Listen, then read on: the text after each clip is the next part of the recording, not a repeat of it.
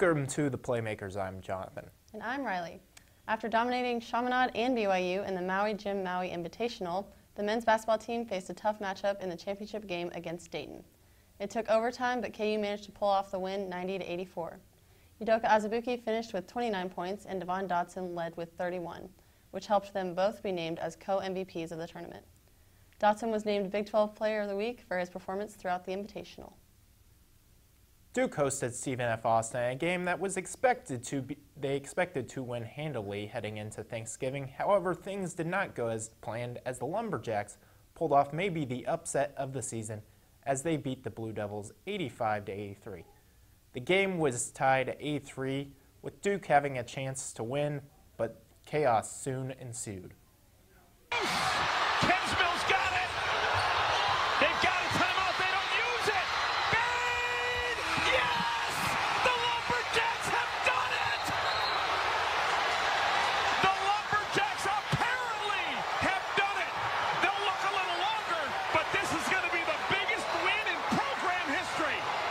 But this is Bain. He's looking up at the clock. Is the ball out of his hand when that clock goes to 0? Oh, my goodness, yes. It is. Nathan Bain, this is your life. Wow. That is one of the all-time college basketball upsets. Yep, Duke honestly, just couldn't pull it off. Very impressed. I'm actually kind of glad to see Duke fall to Stephen F. Austin. Congrats to them. Shout out to Thomas Walkup. Michigan took down Iowa State, North Carolina, and Gonzaga in order to win the battle for Atlanta's title.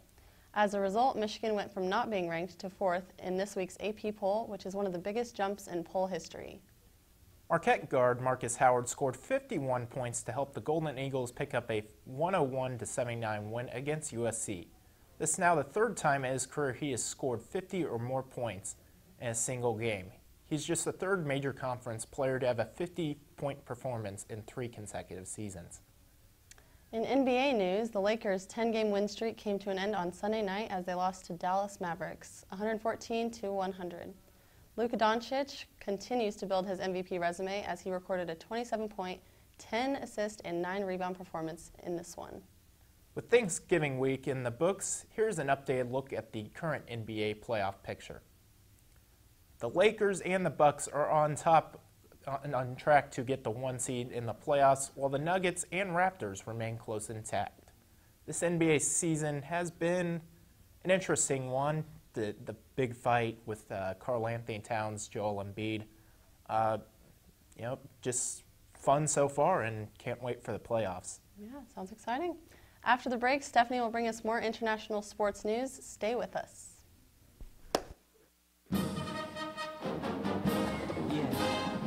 Yeah, I always just clap when it's hard. This is where everyone's talking amongst themselves. Do you know how to do it? Do you know how to do it? Are we supposed to smile? When do we start?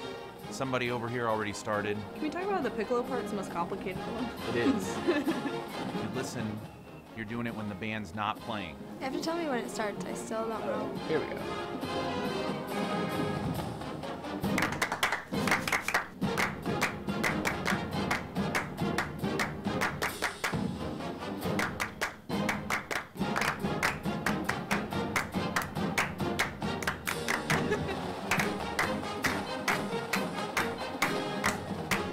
Now. Yourself. Welcome back. I hope everyone had an amazing Thanksgiving break. I am Stephanie with your international sports news update. Exciting weekend for boxing. The 2-time Mexican Olympian boxer Oscar Valdez defeated American boxer Adam Lopez in the 7th round. Take one thing away instead of a smart boxer. He's got the smart boxer tonight, and Valdez has few answers, although he lands a nice left hook and he's hurt. Down goes Lopez here in round 7. 5, 6, 7, 8. You want to fight? Come to me. And we just missed the left hook that Oscar Valdez landed, but it's his signature lead left hook that he loves to throw. He's been throwing it all night, but it finally landed right there. Right on the chin. Right on the nose, right on the chin. And Lopez felt it. He got hurt, and Valdez followed up. Here we see another angle. just took his leg from him. They were fighting in the junior lightweight title, eliminated with Valdez moving on. He was supposed to fight Mexican boxer Andres Gutierrez, but he was 11 pounds over their contract weight of 130 pounds. In the end, Valdez is undefeated with 27 wins, 21 being knockouts. In soccer news, the 2020 UEFA European Champions finally has their group stages. The groups were decided on Saturday. There are some countries missing on this bracket because they haven't played yet, but they're coming up soon. The Euro 2020 Champions begins on June 12th, ending July 12th in London. Now, I want to talk about something a little bit more serious. Back in October, the Mexican national soccer team posted this video on Twitter. ¿Te has dado cuenta de todos los gritos que hay en un partido?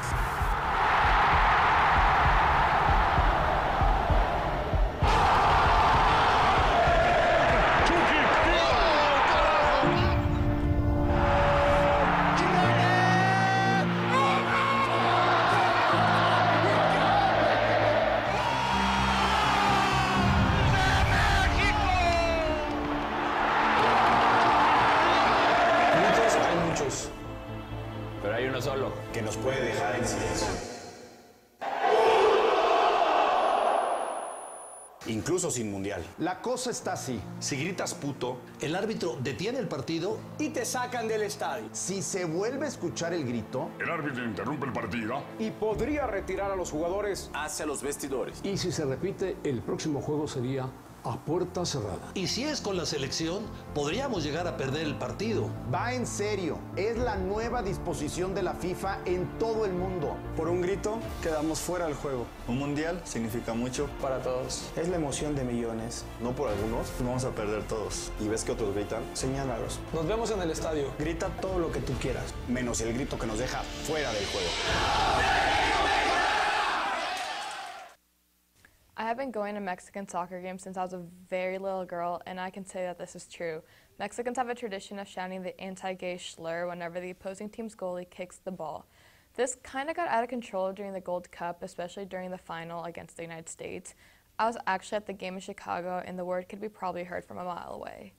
I bring this up because a referee stopped the Morelia and León game in Estadio Morelos in their quarterfinal game on Wednesday. Fans were asked to stop chanting the word, but they didn't, and the teams were sent to their locker room for 5 minutes.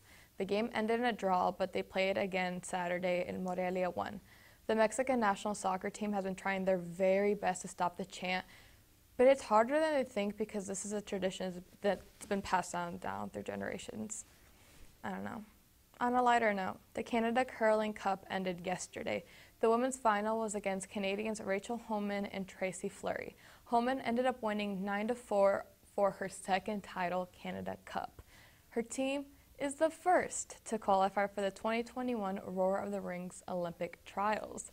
The men's final was against Canadian curler Kevin Coe and John Epping. Epping took the victory, winning 7-4. He is also heading to the qualifiers for the Olympics. Lastly, we finally have a winner for the FIFA Beach Soccer World Cup held in Paraguay. The final was against Italy and Portugal. The game was very close, but Portugal won 6-4. This is Portugal's third title, and I bet there's plenty more to come. Well, that is all that I have for you today. Come back next week for our final show of the Playmakers for 2019. Stay with us. You may not hear it at first, but it's there. Our chant, rising.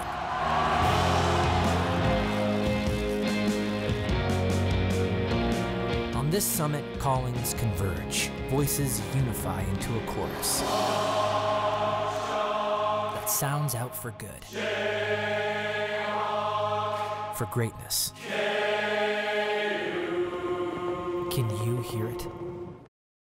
Welcome back. I'm Rainey. And I'm Brenna. The KU football team took a tough loss in Lawrence this past Saturday against Baylor, losing 61-6. They didn't get on the board until the end of the third quarter on a pass from Manny Miles and Andrew Parchment. The Jayhawks finished their first season under Les Miles, 3-8. Big 12 regular season football officially ended over Thanksgiving weekend, which means it's now time to crown a 2019 conference champ. This Saturday, the Baylor Bears and Oklahoma Sooners will face off, determined to hand each other their second loss of the season. The Bears will look for payback as the Sooners ended their unbeaten record in Week 10. The KU women's basketball team won the Florida Atlantic Thanksgiving tournament this past weekend in Boca Raton. The girls defeated FAW 90-60 in the championship to capture their second tournament championship under head coach Brandon Schneider. Sophomore Brooklyn Mitchell took home MVP honors as she scored a career-high 23 points to lead the team in scoring. The Jayhawks will return to Allen Fieldhouse this Sunday as they host Florida at 2 p.m. The KU women's volleyball team won 3-2 in a match against Iowa State last Wednesday on senior night. Iowa State won the first two, but KU fought back to win the last 3 sets. They also lost to West Virginia 3-2 on Saturday during the last match of the fall season. Morgan Christian was named Big 12 Freshman of the Week for scoring 19 kills and 13 digs during the match against Iowa State. That's all we have for today. Tune in next Tuesday at noon for more KU sports updates.